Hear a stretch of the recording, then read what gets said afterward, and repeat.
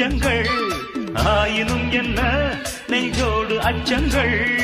ஆனந்த சங்கமத்தில் அச்சம் வருமா பூக்களை கிள்ளுவதால் ரத்தம் வருமா இதுபோல் இதமோ சுகமோ உலகத்தில் இல்லை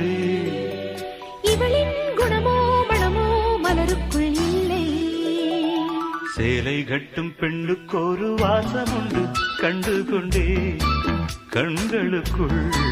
பள்ளி கொண்டே